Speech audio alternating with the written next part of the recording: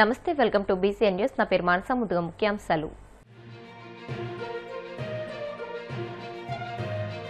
గత ప్రభుత్వ విధానాలతో అభివృద్ధి పనులు నిలిచిపోయాయన్న మంత్రి నారాయణ. కూటమి పాలనలో ప్రజలకు మెరుగైన సదుపాయాలు కల్పిస్తున్నామని వెల్లడి.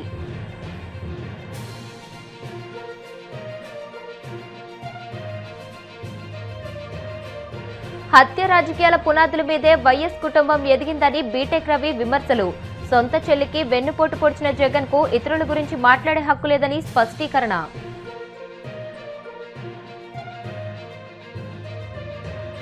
రాష్ట్రంలో వ్యవసాయ రంగం సంక్షోభంలో కూరుకుపోతున్న కూటమి ప్రభుత్వం మొద్దు నిద్ర వీడడం లేదు. వైసీపీ ప్రధాన కార్యదర్శి నాగిరెడ్డి ధ్వజం.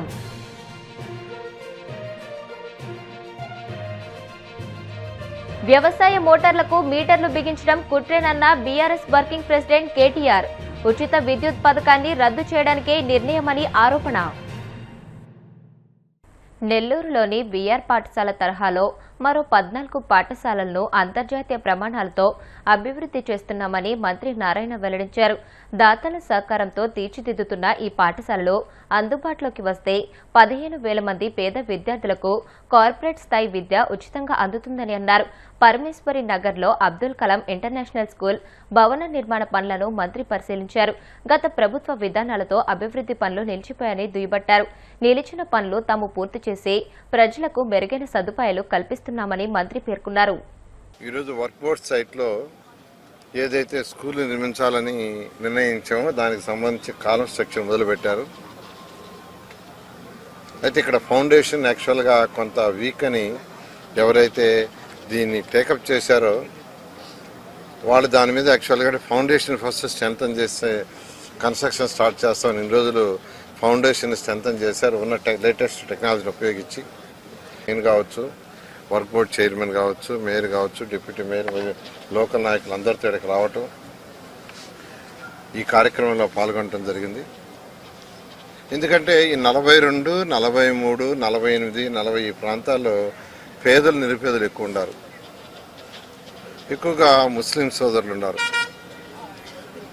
వాళ్ళకు ఒక మంచి స్కూల్ కట్టాలనే ఉద్దేశంతో నేను ఈ పరిసర ప్రాంతాల్లో సైట్ లేదని అన్వేషించేటప్పుడు అజీజ్ గారు మా వర్క్ బోర్డ్ సైట్ ఉంది, మీరు స్కూల్ కట్టించే దాంట్లో కట్టించండి అంటే వెంటనే అప్పటికప్పుడు రావటం, దాన్ని చూడటం, వెంటనే వారి బోర్డులో పెట్టి యాక్సెప్ట్ చేయటం, వెంటనే దీని కన్స్ట్రక్షన్కి యాక్చువల్గా గౌరవనీయ విద్యాశాఖ మంత్రి గారు కూడా చెప్పటం, వారు కూడా వెంటనే టేకప్ చేయమంటాం, దీన్ని టేకప్ చేయడం జరిగింది. ఇక్కడ దాదాపు 20 కోట్లతో ఈ కన్స్ట్రక్షన్ జరుగుతుంది. 20 కోట్ల రూపాయలతో ఒక మంచి కన్స్ట్రక్షన్. దీన్ని ఒక మంచి ఇంటర్నేషనల్ స్కూల్ చేయాలా, ఒక స్విమ్మింగ్ పూల్ కూడా పెడితే బాగుంటుందంటే వెంటనే వర్క్ బోర్డ్ చైర్మన్ కూడా దానికి కూడా సైట్ మేమే ఇస్తాం చేయమన్నారు.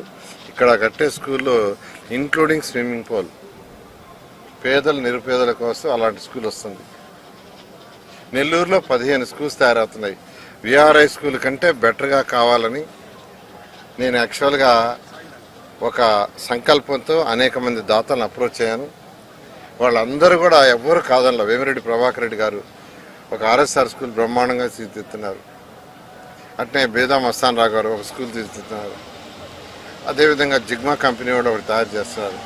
రుత్విక్ కంపెనీ వాళ్ళు యాక్చువల్గా ఈ వర్క్ బోర్డ్ చేస్తున్నారు. అదేవిధంగా రెడ్డి ల్యాబ్స్ వాళ్ళు ఒక ప్రసాద్ రెడ్డి వాళ్ళు ఒకటి తీసుకున్నారు. డిఎస్ఆర్ కన్స్ట్రక్షన్ సుధాకర్ రెడ్డి వాళ్ళు మూలాపేటలో బ్రహ్మాండంగా తయారవుతున్నారు. స్కూల్ ఎవరు చూసినా బ్రహ్మాండంగా ఉంది అంటున్నారు. ఇలా అనేక కంపెనీలు కావచ్చు, లేక అనేక మంది నాకు తెలిసిన ఫ్రెండ్స్ స్నేహితులు కావచ్చు, వాళ్ళందరిని అడిగాము. వాళ్ళందరూ కూడా వచ్చారు. టీవీఎస్ స్కూటీ వాళ్ళు యాక్చువల్గా ఒకటి టేకప్ చేశారు. ఆంటోనీ గ్రూప్ వాళ్ళు ఒకటి స్టార్ట్ చేశారు. ఇట్లా ఒక్కొక్కరి దగ్గర రిక్వెస్ట్ చేశాను. వాళ్ళందరూ కూడా ముందుకు వచ్చారు.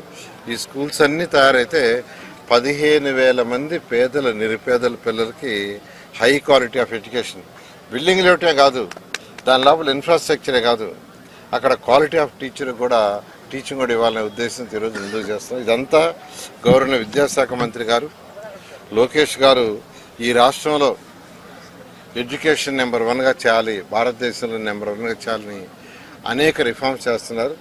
ఆ రిఫార్మ్స్లో భాగంగానే వారిచ్చే యొక్క సూచనల మేరకు ఈ స్కూల్స్ అనే టేకప్ చేస్తున్నాం.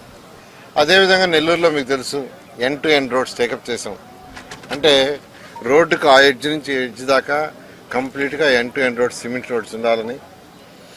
ఆ ఎండ్ టు ఎండ్ రోడ్స్ ఎందుకంటే డస్ట్ లేని నగరం కావటానికి, దుమ్ము లేని నగరం కావాలంటే ఒకటే మార్గం ఎండ్ టు ఎండ్స్. ఈరోజు కేంద్ర ప్రభుత్వం కూడా దాన్ని సపోర్ట్ చేస్తుంది. వైసీపీ అధినేత జగన్ కుటుంబంపై టీడీపీ మాజీ ఎమ్మెల్సీ బీటెక్ రవి తీవ్రస్థాయిలో విమర్శలు గుప్పించారు. వైఎస్ కుటుంబం 3 తరాలుగా హత్య రాజకీయాలు చేస్తుందని, వారి రాజకీయ ఎదుగుదల వెనుక ఎన్నో హత్యలు ఉన్నాయని సంచలన ఆరోపణలు చేశారు.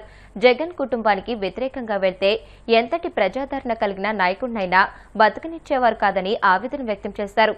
గతంలో మద్దెల చెరువు సూరుతో జగన్ కుటుంబానికి స్నేహ సంబంధాలు ఉన్నాయన్న ఆయన జైలులో ఉండి ప్లాన్ చేసి మరీ పరిటాల రవిని హత్య చేయించారని ఆరోపించారు. తమకు తెలిసిన జగన్ క్రూరత్వమేమిటో రాష్ట్ర ప్రజలందరికీ తెలియాల్సిన అవసరం ఉందని అన్నారు.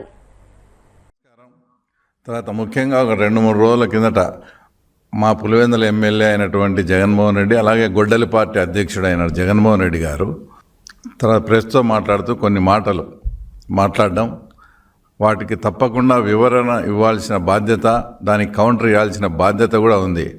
తర్వాత ఎందుకంటే జెన్జీ అంటే ఇప్పుడు 20 years నుంచి 30 yearsలో ఉండే వాస్తవంగా ఏదైతే ఆంధ్రప్రదేశ్ రాష్ట్రంలో యువత ఉన్నారో వాళ్ళందరికీ కూడా YS Jagan Reddy family, Rajasekhara Reddy family, Rajareddy అంటే వీళ్ళ కుటుంబ స్థితిగతులు, ఆ తర్వాత ఆనాటి పరిస్థితులు ఏంటి, వీళ్ళు ఏమేమి దారుణాలు ఆకృత్యాలు చేసి తర్వాత రాష్ట్ర రాజకీయాన్ని తర్వాత ఈ రకంగా తమ గుప్పిట్లో పెట్టుకొని ఈ రకంగా దుర్మార్గాలు చేసినారో అవన్నీ కూడా చెప్పాల్సిన బాధ్యత ఉంది. ఫస్ట్ జగన్మోహన్ రెడ్డి గారికి వాళ్ళది పెద్ద రాజకీయ కుటుంబం కానే కాదు. వాళ్ళు చేసే దారుణాలు అకృత్యాలు ఆ కాలంలోనే బ్రిటిష్ వాళ్లకు తొత్తులుగా ఉండి వీళ్ళు చేసే పనులు నచ్చక నా సొంత మండలం సింహాద్రిపురం మండలంలోని బలపనూరులో గ్రామస్తులంతా ఆ గ్రామం నుంచి వెలివేస్తే అప్పుడు అక్కడి నుంచి మైగ్రేటెడ్ అయ్యి పులివెందులకు వచ్చి స్థిరపడినారు. అంటే పులివెందుల టౌన్లో. అది వాళ్ళ కుటుంబం యొక్క బ్యాక్గ్రౌండ్. అంటే ఆ కాలంలోనే బ్రిటిష్ వాళ్లకు తొత్తులుగా మారి ఆ తర్వాత మనం ఏదైతే స్వాతంత్ర సమరయోధులు వాళ్ళకున్నారో ఆ కాలంలోనే భారతదేశానికి అన్యాయం చేసిన కుటుంబ చరిత్ర వాళ్ళది.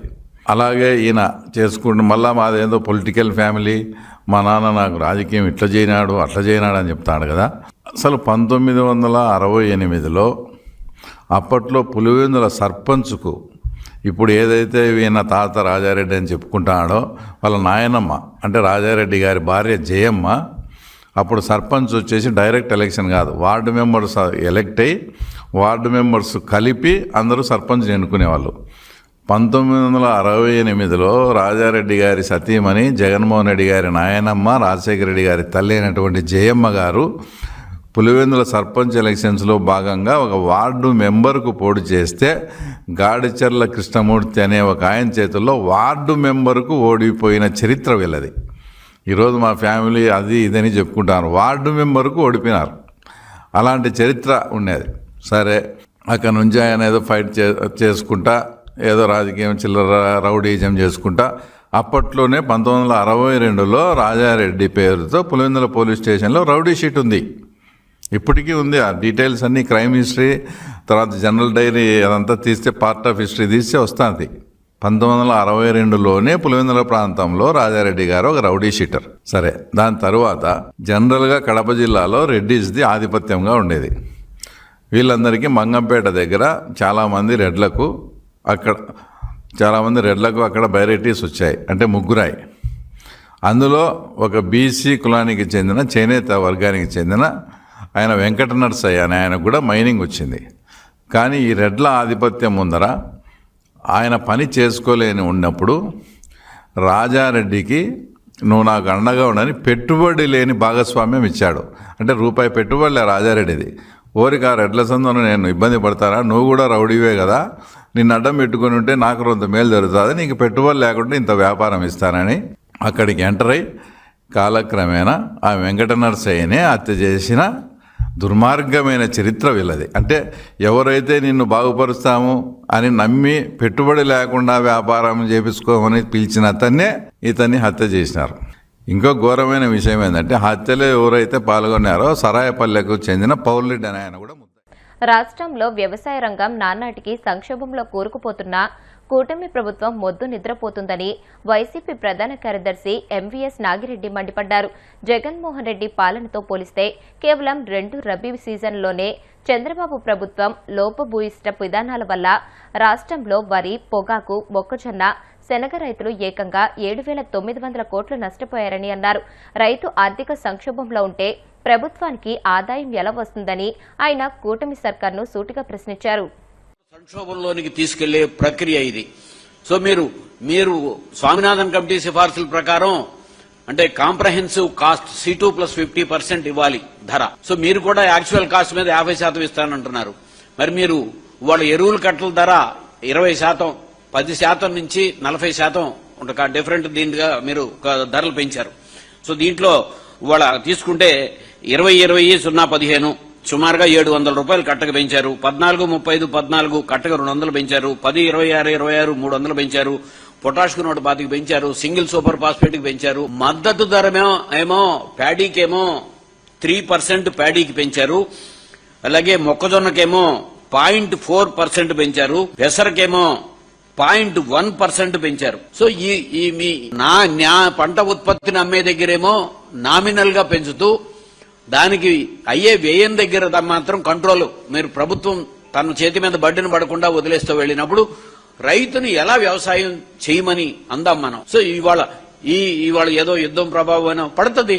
సో దేశంలో కోవిడ్ కంటే ప్రమాదకరమైన ఇది కాదు కదా, ప్రపంచవ్యాప్తంగా అత్యంత ప్రమాదకరమైన పరిస్థితిలోకి వెళ్ళినప్పుడు భారతదేశంలో సంపన్న రాష్ట్రాలైన మహారాష్ట్ర, గుజరాత్, ఢిల్లీ రాష్ట్రాల్లో కూడా అమలు చేయలేని కార్యక్రమాలన్నీ కూడా ఆంధ్రప్రదేశ్ లో జగన్మోహన్ రెడ్డి గారు చెప్పిన ప్రతి కార్యక్రమము అది రైతులకు కావచ్చు, విద్యార్థులకు కావచ్చు, ఆరోగ్య రీత్యా కావచ్చు, మహిళలకు కావచ్చు, సమయం తప్పకుండా కూడా అమలు చేసి చూపించారు.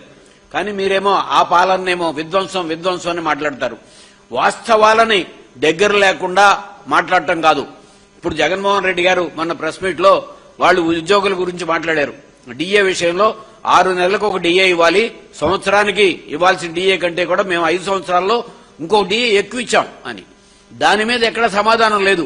సో అది లేకుండా వ్యక్తిగతమైన దీనిలోకి వెళ్లి అందరూ వచ్చేసేసి కేబినెట్ మంత్రులు వచ్చి మాట్లాడతారు. ఈ రోజున కూడా నేను వ్యవసాయ రంగం మీద, ఇన్పుట్స్ మీద, అట్లాగే ఈ రబీలో ఎంత రైతులు ఆంధ్రప్రదేశ్ లో నష్టపోయారో చెప్పబోతున్నాను. నేను చెప్పిన దాంట్లో ఎక్కడైనా సరే తేడా ఉంటే దాని మీద మాట్లాడండి. ఎక్కడైనా సరే చర్చకు నేను సిద్ధం. వ్యక్తిగత విమర్శలతో ఉపయోగం లేదు. రైతులకు మేలు చేసే కార్యక్రమాన్ని తీసుకుందాం. ఇప్పుడు ఎరువుల ధరల విషయంలో ఎక్కడ కూడా రాష్ట్ర ప్రభుత్వం మాట్లాడింది లేదు. కేంద్రంలో రాష్ట్రంలో ఉంది ఒకే ప్రభుత్వమే. సో ప్లస్ మరలా ఖరీఫ్ సీజన్ స్టార్ట్ కాబోతోంది. ఇప్పటికే ప్రభుత్వ అనుకూల పత్రికల్లోనే వస్తుంది. గత సంవత్సరం కూడా జూన్ నెల నాటికి జరగాల్సిన సాగు కంటే యూరియా అమ్మకం ఎక్కువ అయిపోయిందని చెప్పి ప్రభుత్వ అనుకూల పత్రికలోనే వచ్చింది. ఇప్పుడు కూడా వాళ్ళకు వస్తున్న గవర్నమెంట్ ఆఫ్ ఇండియా నుంచి వస్తున్న సాక్స్ ఏంటి, ఎక్కడెక్కడ అమ్ముడవుతున్నాయి అనే దాని మీద రకరకాలుగా వస్తున్నాయి. రైతులకు ఏదో యూరియా కార్డు ఇస్తాము. ఏం సార్ రైతులకు రేషన్ కార్డు? ఏమన్నా రైతు యూరియా కొనుక్కెళ్లి ఏమన్నా పాలలో పంచదారలాగా కలుపుకుని తాగుతాడా? లేకపోతే ఏమన్నా కూరలో వండుకుని యూరియాని ఏమన్నా వాడతాడా? కెమికల్ ఫెర్టిలైజర్ ఏది కూడా వ్యవసాయానికి తప్ప రైతు ఇంకొకటానికి వాడటానికి కుదరదు. ఎవరైనా కంపెనీలకు డైవర్ట్ అవుతుందో లేకపోతే ఇంకోటి అవుతుందో అది ప్రభుత్వం చూసుకోవాలి. గత సంవత్సరం కూడా ఎరువులు దొరకకపోవటం లేదు. నేను అనేక సార్లు చెప్పాను. కానీ ప్రభుత్వ ధరకి దొరకలా యూరియా, బ్లాక్ మార్కెట్ లో దొరికింది. సో ఇది ఎవరు ఫెయిల్యూరు? ప్రభుత్వ యంత్రాంగం ఫెయిల్యూరే కదా. సో ప్రభుత్వ ధరకి దొరకకుండా బ్లాక్ మార్కెట్ లో ఎంత కావాలంటే అంత దొరికింది అంటే దీని దగ్గర ప్రభుత్వ యంత్రాంగం బాధ్యతారాహిత్యంగా ఉంది. ఆ పని లేకుండా ఇప్పుడు ఆ వైపు చూడండి. అలాగే 2 విత్తనంలో వ్యవసాయంలో అత్యధికంగా విత్తనానికి ఖర్చు అయ్యేది వేరుశెనగ పంట. ఎకరానికి 80 నుంచి 100 కిలోలు కావాలి. ఎకరానికి 10,000 రూపాయలు విత్తనానికి మాత్రమే అవుతుంది. 80 నుంచి 90% వర్షాధారం మీద సాగు చేసే పంట వేరుశెనగ పంట. రాయలసీమలో సాగు చేసే పంట రాయలసీమలో. ఇప్పుడు కాసేపు ప్రకటనలు.